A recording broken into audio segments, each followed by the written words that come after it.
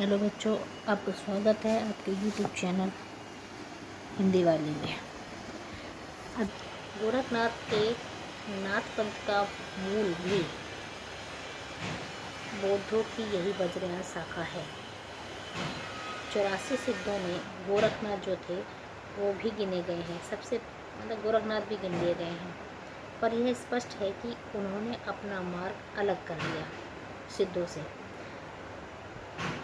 नाथ पंथ का मूल भी नाथ पंथ हो गया, सिद्ध पंथ का और नाथ पंथ है। नाथ पंथ में गोरखनाथ सबसे पहले, और इन्होंने अपना मार्ग अलग कर लिया सिद्धों से। योगियों की इस हिंदू शाखा ने वज्रयानियों की अश्लील और विभत्स विधानों से अपने को अलग रखा। यद्यपि शिव शक्ति की भावना के कारण कुछ श्रृंगारमयी वाणी भी नाथ पंथ के किसी ग्रंथ शक्ति संगम तंत्र में मिलती है। गोरखनाथ पतंजलि के उच्च लक्ष्य ईश्वर प्राप्ति को लेकर हठ योग का प्रवर्तन किया। पूछा जाता है कि गोरखनाथ जी ने किसका प्रवर्तन किया, तो हठ योग का प्रवर्तन किया। और किसको लेकर किया ये भी बताया, पतंजलि के उच्च लक्ष्य और ईश्वर प्राप्ति को लेकर। ठीक है। वज्रयानी सिद्धों का लीला क्षेत्र कहाँ था? भारत का पूर्वी भाग था। गोरख ने अपने पंथ का प्रचार देश के पश्चिमी भागों में किया। कहाँ? राजपूताने और पंजाब में। पंजाब में नमक के पहाड़ों के बीच, पूछा कई बार गया है, पहाड़ों के बीच बालनाथ जोगी का स्थान बहुत दिनों तक प्रसिद्ध रहा। जैसे कि पद्मावत में भी बालनाथ का टीला आया है। गोरखनाथ के समय का ठीक पता नहीं है। राहुल संस्कृतायन जी ने, अब राहुल संस्कृतायन जी भी आ गए हैं इसी में। राहुल संस्कृतायन जी ने वज्रयानी सिद्धों की परंपरा के बीच उनका जो स्थान रखा है, इसके अनुसार उनका समय विक्रम की 10वीं शताब्दी आता है। किसका? गोरखनाथ जी का। उनका आधार वज्रयानी सिद्धों की एक पुस्तक रत्नाकर जोपम कथा है। ये भी पुस्तक पूछी जाती है। वज्रयानी सिद्धों की एक पुस्तक, जिसके अनुसार नीलनाथ के पुत्र मत्स्यनाथ कामरूप के मछुआरे थे और चरटीपा के शिष्य होकर सिद्ध हुए थे। प्रसिद्धों की अपनी सूची में संस्कृतायन जी ने ही मत्स्य को जलंधर का शिष्य लिखा है, जो परंपरा से प्रसिद्ध चला आता है। गोरखनाथ के गुरु मत्स्यनाथ या मच्छंदरनाथ थे। कई बार पूछा गया कि गोरखनाथ के गुरु कौन है, मत्स्यनाथ या मच्छंदरनाथ। यह तो प्रसिद्ध ही है। ठीक है। और संस्कृतायन जी ने नीलनाथ या मिनम्पा को पालवंशी राजा देवपाल के समय में अर्थात संवत 900 के आसपास माना है। ठीक है। और इसमें फिर आगे चलकर इसमें कुछ ऐसा समझ में नहीं। 84 सिद्धों के नाम है नहीं, इसमें और कुछ ऐसा नहीं है पढ़ने लायक। अब देखते हैं महाराष्ट्र के ज्ञानदेव। ठीक है। महाराष्ट्र संत ज्ञानदेव ने, जो अलाउद्दीन के समय संवत 1358 में थे, अपने को गोरखनाथ की शिष्य परंपरा में कहा। उन्होंने यह परंपरा इस क्रम में बताई है। उन्होंने बताई कि कैसे कहाँ से परंपरा चली। आदिनाथ, मत्स्यनाथ, गोरखनाथ और ज्ञानीनाथ, निवृत्तिनाथ और ज्ञानेश्वर। इस महाराष्ट्र परंपरा के अनुसार गोरखनाथ का समय महाराज पृथ्वीराज के पीछे आता है। नाथ परंपरा में मत्स्यनाथ के गुरु जलंधर नाथ माने जाते हैं और बौद्ध के ग्रंथों में सिद्ध जलंधर आदिनाथ कहे गए हैं। पूछा जाता है कि जलंधर क्या कहे जाते हैं? आदिनाथ। सब बातों का विचार करने से हमें ऐसा प्रतीत होता है कि जलंधर ने ही सिद्धों से अपनी परंपरा अलग की और पंजाब की ओर चली गई। ठीक है। और पंजाब का जलंधर शहर उन्हीं का स्मारक जान पड़ता है। नाथ संप्रदाय के किसी ग्रंथ में जलंधर को बालनाथ भी कहा गया है। नमक के पहाड़ों के बीच बालनाथ का टीला बहुत दिनों तक प्रसिद्ध रहा। मत्स्यनाथ जलंधर के शिष्य थे। नाथ पंथियों की धारणा ठीक जान पड़ती है। ठीक है। यहाँ तक बस। उसके बाद देखते हैं आगे।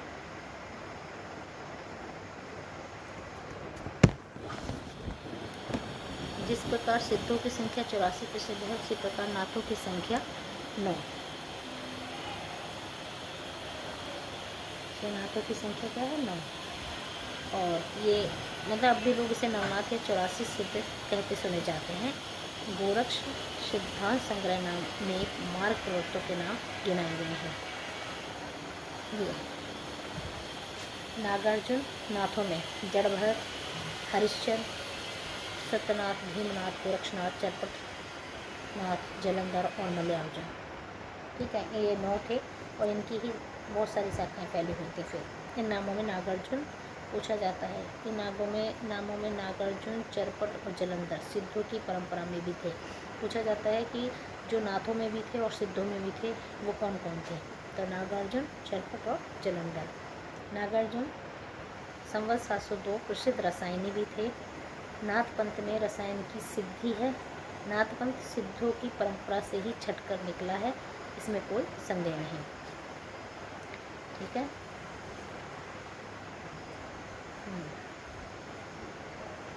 यहाँ से गोरखनाथ चाहे विक्रम की 10वीं शताब्दी में हुए हों चाहे 13वीं, उनका मुसलमानों से परिचित होना अच्छी तरह माना जा सकता है, क्योंकि जैसा कहा जा चुका है उन्होंने अपने पंथ का प्रचार पंजाब और राजपूताना की ओर किया। यहाँ पे ऐसा कुछ भी नहीं है।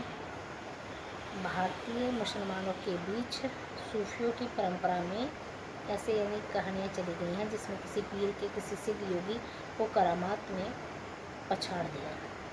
ऐसा कुछ नहीं है इसमें, छोड़िए। हाँ,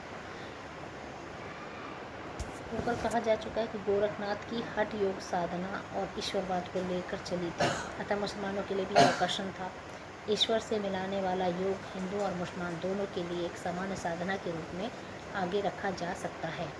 यह बात गोरखनाथ को दिखाई पड़ी थी। इसमें मुसलमानों को अप्रिय मूर्ति पूजा और बहु देवोपासना की आवश्यकता न थी, अतः उन्होंने दोनों के विद्वेष भाव को दूर करके साधना का सामान्य मार्ग निकालने की संभावना समझी थी और वे उसका संस्कार अपने शिष्य परंपरा में छोड़ गए थे।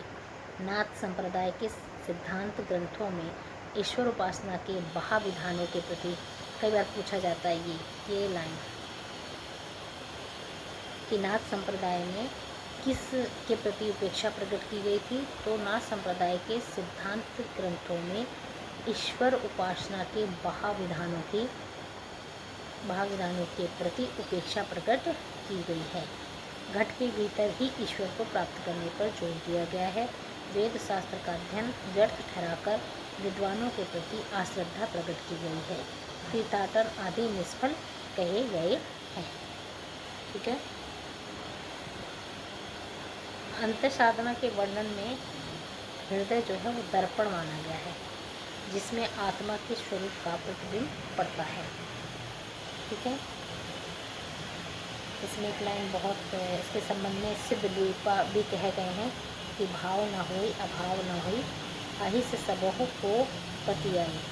नाग बिंदु संज्ञाएँ पर्जन्यानी सिद्धों में बराबर चलती रही। गोरक्ष सिद्धांत में इनकी व्याख्या इस प्रकार की गई है।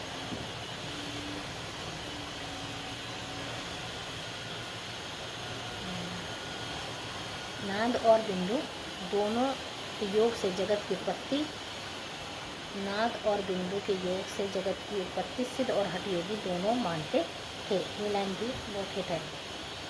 अच्छा, हाँ, और भी है। तीर्थाटन के संबंध में जो भाव सिद्धों का था वही हठ योगियों का भी रहा। जनता के बीच इस प्रकार के भाव क्रमशः ऐसे गीतों के रूप में निर्गुणपंथी संतों द्वारा आगे भी बराबर फैलते रहे, जैसे गंगा के नहाए कहो कर नर तरी दे, मछली न तरी जाके पानी में घर है। यहाँ पर यह बात ध्यान देना आवश्यक है कि 84 सिद्धों में बहुत से मछुए, चंगार, धोबी, डोम, कहार, डकहारे, दर्जी और बहुत से शूद्र कहे जाने वाले लोग थे। अतः जाति पाति के खंडन तो वे आप ही थे। नाथ संप्रदाय भी जब फैला तब उसमें भी जनता की नीची और अशिक्षित श्रेणियों के बहुत से लोग आए जो शास्त्र ज्ञान संपन्न न थे, जिनकी बुद्धि का विकास बहुत सामान्य कोटि का था। अपने को रहस्य जैसे प्रदर्शित करने के लिए शास्त्र के पंडित और विद्वानों को फटकारना विवेक जरूरी समझते थे। नाथ पंथ के जोगी कान की लौ में बड़े बड़े छेद करके स्फटिक के भारी भारी कुंडल पहनते थे और इसे कनपटे कहलाते हैं। ये लाइन पूछी गई है, ठीक है।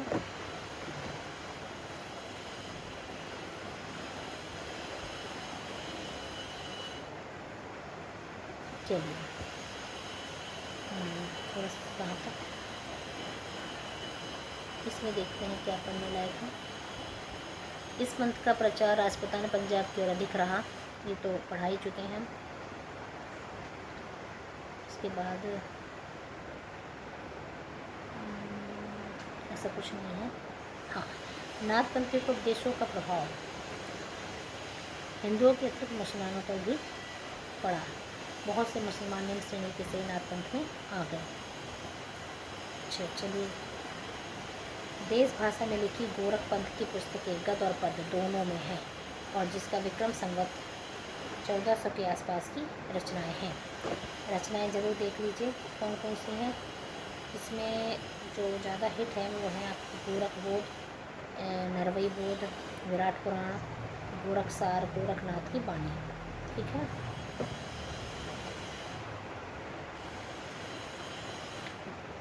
इसमें और कुछ भाषा लिखने पढ़ने की वहत होती थी, उसे प्राकृत या ब्रह्म शब्दों का थोड़ा सा बहुत मेल अवश्य रहता था।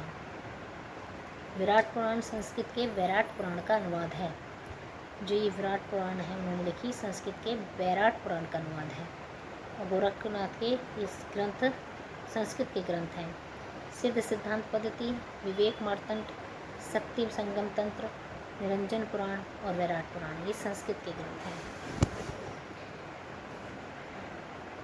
इसके बाद देखिए सिद्धों और योगियों का इतना वर्णन करके इस बात की ओर ध्यान दिलाना हम आवश्यक समझते हैं कि उनकी रचनाएं तांत्रिक विधान, योग साधना, आत्मनिग्रह, श्वास निरोध, भीतरी चक्रों और नाड़ियों की स्थिति, अंतर्मुख साधना के महत्व इत्यादि की सांप्रदायिक शिक्षा मात्र हैं।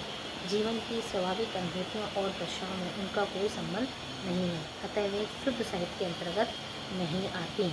ये शुक्ल जी कह रहे हैं कि चाहे इन्होंने मतलब इनका ये जो भी रचना लिख रहे थे वो रचना जो है शुद्ध साहित्य के अंतर्गत नहीं आती है।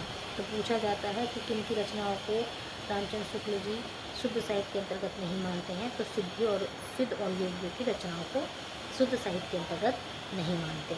उनको उसी के रूप में ग्रहण करना चाहिए जिस रूप में ज्योतिष, आयुर्वेद आदि के ग्रंथ। उनका वर्णन यहाँ केवल दो बातों के विचार के लिए किया गया है। पहली बात है भाषा, और सिद्धों की उद्धत रचनाओं की भाषा देश भाषा मिश्रित अपभ्रंश पुरानी हिंदी की काव्य भाषा है, ठीक है। और पुरानी हिंदी की भाषा है। और कुछ इसमें देख लेते हैं, जो जरूरी होगा वही देख लेते हैं।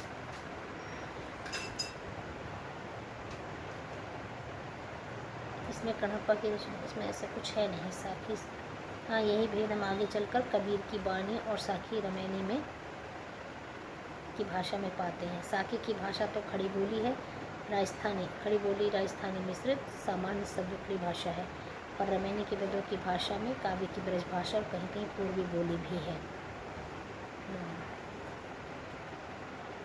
सिद्धों में सरप्पा जो थे वो सबसे पुराने अर्थात विक्रम संवत 690 के हैं, और हिंदी काव्य भाषा के पुराने रूप का पता हमें विक्रम की 7वीं शताब्दी के अंतिम चरण में लगता है। दूसरी बात थी सांप्रदायिक प्रवृत्ति और उसकी संस्कार की परंपरा। पहले तो भाषा थी, दूसरी बात थी सांप्रदायिक प्रवृत्ति और उसके संस्कार की भाषा। वज्रानी सिद्धों में निम्न श्रेणी के प्राय अशिक्षित जनता के बीच किस प्रकार के भाव के लिए जगह निकाली यह दिखाया जा चुका है। उन्होंने बहापूजा, जाति पाति, तीर्थाटन इत्यादि के प्रति उपेक्षा बुद्धि का प्रचार किया। रहस्यदर्शी बनकर शास्त्रार्थ विद्वानों का तिरस्कार करने और मनमाने रूपों के द्वारा अटपटी वाणी में पहेलियाँ बुझाने का रास्ता दिखाया। घट के भीतर चक्र, नाड़ियाँ, शून्य देश आदि मानकर साधना करने की बात फैलाई, नाद, बिंदु, श्रुति, नृत्य ऐसे शब्दों के उदाहरण करना सिखाए। यही परंपरा अपने ढंग पर नाथ पंथियों ने भी जारी रखी। आगे चलकर भक्तिकाल में निर्गुण संत संप्रदाय किस प्रकार वेदांत के ज्ञानवाद, सूफियों के प्रेमवाद तथा वैष्णव के अहिंसावाद और प्रकृतिवाद को मिलाकर सिद्धि और योगियों द्वारा बनाए हुए रास्ते पर चल पड़ा।